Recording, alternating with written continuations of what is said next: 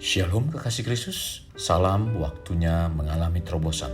Hari ini saya mengucapkan terima kasih atas kesetiaan saudara sekalian yang begitu setia mendengarkan renungan melekat dalam Tuhan. Saya juga berharap melalui renungan ini hidup dan iman kita semua mengalami terobosan. Untuk itu mari tetap melekat dalam Tuhan melalui renungan hari ini agar hidup kita dapat membawa kerajaan Tuhan bertumbuh dan berkembang. Kita berdoa. Bapa di dalam surga, kami naikkan syukur kepadamu kalau hari ini kemurahan-Mu kembali dinyatakan dalam iman percaya kami, di mana kami dapat kembali mendengarkan renungan firman-Mu. Urapi kami semua agar firman yang disampaikan memberikan kekuatan iman kami dan mengarahkan hidup rohani kami untuk semakin kuat di dalam Engkau. Sehingga melalui hidup rohani kami dapat membawa dan membangun kerajaan-Mu semakin bertumbuh dan berkembang. Ini doa kami dalam nama Tuhan Yesus kami berdoa. Amin. Melekat dalam Tuhan bertema membangun kerajaannya. Terdapat dalam kitab Matius 16 ayat 18, demikian firman Tuhan. Dan aku pun berkata kepadamu, engkau adalah Petrus, dan di atas batu karang ini aku akan mendirikan jemaatku, dan alam maut tidak akan menguasainya.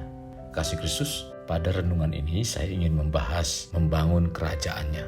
Berbicara kerajaan Allah, pada awalnya Tuhan memberikan kekuasaan tersebut pada Adam dan Hawa. Tetapi dengan begitu mudah dan gampangnya mereka menyerahkan pada iblis. Hal ini terjadi bukan berarti rencana Tuhan gagal, melainkan tetap berlanjut. Walau waktu Kristus Yesus muncul mengumumkan pemulihannya, memakan waktu ribuan tahun berlalu. Mengapa Tuhan menunggu begitu lama sebelum membangun kembali kerajaannya di bumi? Mengapa Tuhan mengizinkan begitu banyak waktu berlalu? Mengapa juga Kristus lahir pada waktu khusus? Sebagaimana kita tahu bahwa waktu kita bukanlah waktunya Tuhan. Tuhan menanti sampai Ia menuntun sejarah manusia ke tempat di mana kondisi yang optimal ada untuk kedatangan anaknya, yaitu Yesus, ke bumi. Dan pengumuman tentang kembalinya kerajaannya di bumi, apa yang Alkitab sebut sebagai penggenapan waktu. Dalam Galatia 4 ayat 4-5 mengatakan, tetapi setelah genap waktunya, maka Allah mengutus anaknya yang lahir dari seorang perawan dan takluk kepada hukum Taurat. Ia diutus untuk menebus mereka yang takluk kepada hukum Taurat, supaya kita diterima menjadi anak. Kekasih Kristus, alasan mengapa mesti ribuan tahun untuk memulihkan dan membangun kembali kerajaan Tuhan sampai masuk zaman Kekaisaran Romawi. Kekaisaran Romawi adalah kerajaan yang paling berkuasa dalam sejarah, jauh lebih unggul dalam hal luas, kekuatan, dan keagungan dari seluruh kerajaan lain yang telah mendahuluinya. Dan Kekaisaran Romawi adalah kerajaan manusia pertama yang memenuhi syarat sebagai ilustrasi dari rencana Tuhan untuk perluasan kerajaannya.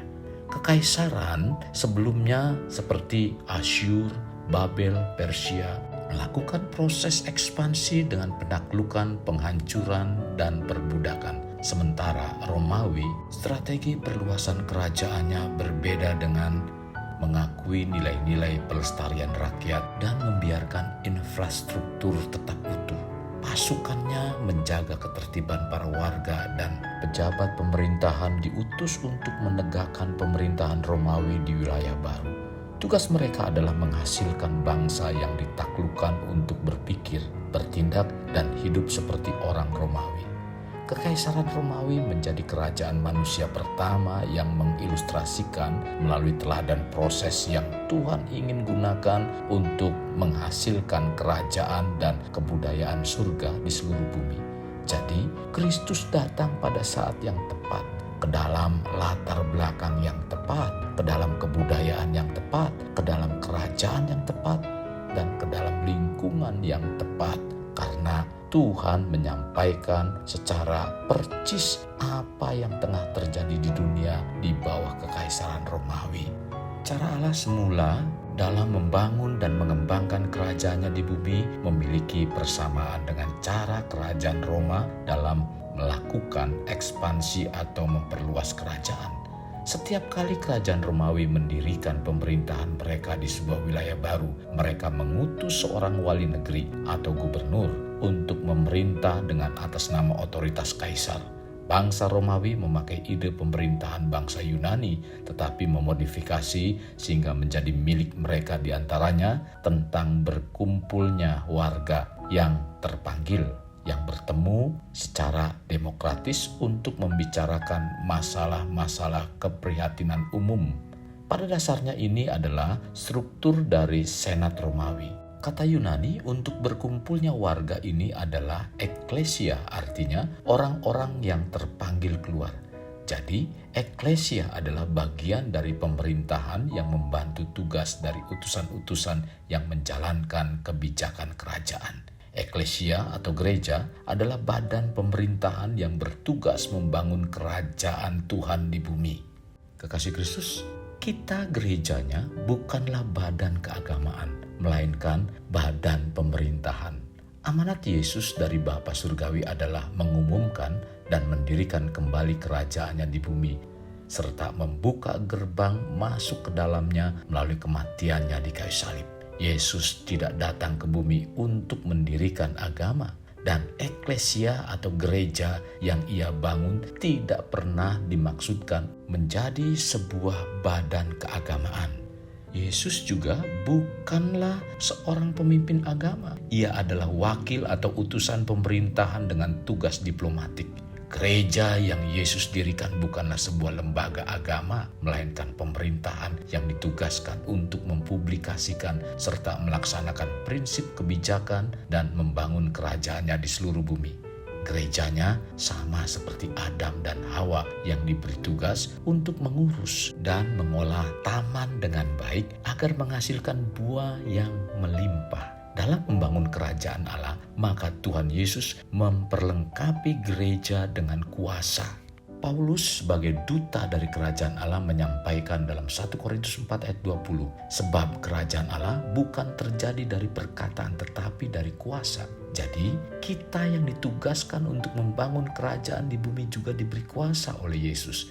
Dalam Markus 16 ayat 17 dan 18, tanda-tanda ini akan menyertai orang-orang yang percaya. Mereka akan mengusir setan-setan demi namaku. Mereka akan berbicara dalam bahasa-bahasa yang baru bagi mereka. Mereka akan memegang ular, dan sekalipun mereka meminum racun maut, mereka tidak akan mendapat celaka. Mereka akan meletakkan tangannya atas orang sakit, dan orang itu akan sembuh.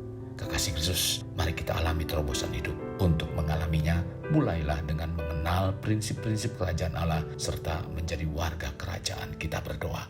Tuhan Yesus, terima kasih buat pencerahan firman Tuhan, di mana kami terus dibawa untuk mengerti tentang kebenaran firman-Mu. Pimpin kami supaya kami mampu membangun kerajaan-Mu Tuhan di muka bumi lewat kehidupan kami. Sehingga kami terus senantiasa diubahkan dan dibaharui dalam kehidupan kami. Nama Tuhan dipermuliakan. Tuhan, kami rindu bahwa kuasa yang dahulu telah diberikan kepada manusia, kembali kami menggunakannya itu. Mampukan kami supaya nama Tuhan terus ditegakkan. Ini doa kami dalam nama Tuhan Yesus kami berdoa. Amin. Kasih Kristus, mari kita akhiri dengan mengendahkan kedua tangan kita. Terimalah anugerah berkat dari Allah Bapa, kasih sayang daripada Yesus Kristus, dan persekutuan dengan Roh Kudus yang mencurahkan berkat secara rohani, berkat secara jasmani, dan berkat secara ekonomi, di mana berkat Abraham, berkat Ishak, berkat Yakub dicurahkan dan dilimpahkan dari saat sekarang sampai Maranatha tiba, dalam nama Tuhan Yesus. Amin. Sampai jumpa di renungan berikutnya. Tuhan Yesus memberkati. Jangan lupa like, share, dan subscribe.